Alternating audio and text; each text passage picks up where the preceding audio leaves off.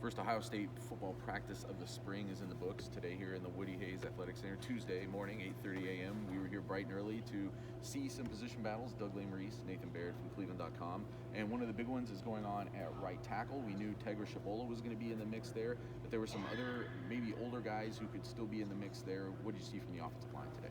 Yeah, so Zed Michalski was the first team right tackle, Shabola was the second team right tackle, and that's not a surprise, but that's where the battle is. The other four offensive line spots, Josh Fryer left tackle, Donovan Jackson left guard, Carson Hinsman at center, and Matthew Jones at right guard. No surprise. Doesn't mean they're locked down, but no surprise. I think the biggest battle is at right tackle.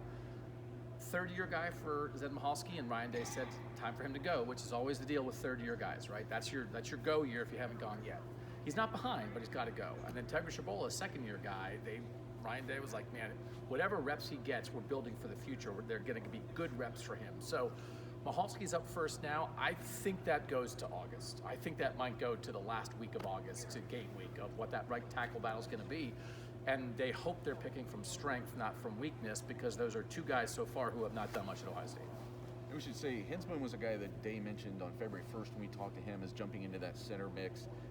Last week in Indianapolis, Luke Whippler was complimentary of Hinsman, but also said, hey, don't forget about Jacob James, who was his backup last year, but he's not in this spring. Vic Cutler, the transfer from Louisiana Monroe, is in the mix this spring. Vic Cutler was the backup on Tuesday, but I just think it's going to be Carson Hinsman. Justin Fry, it was like, oh, they're like Carson Hinsman? Okay.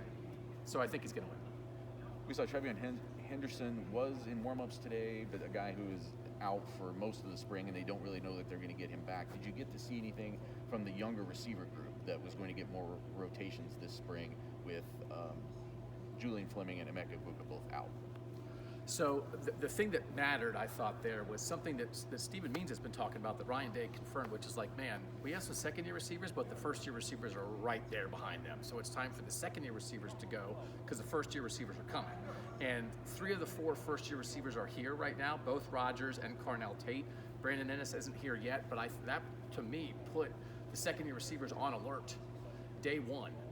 And so, listen, we know who the starters are going to be, who's going to get most of the time, but that battle behind them, there's 7 young guys who were out there on Tuesday at receiver who basically have done nothing so far, and the battle is on.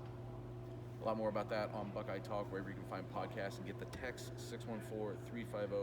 614-350-3315. Doug was sending you all that information right as we came off the practice field Tuesday morning from Buckeye Talk.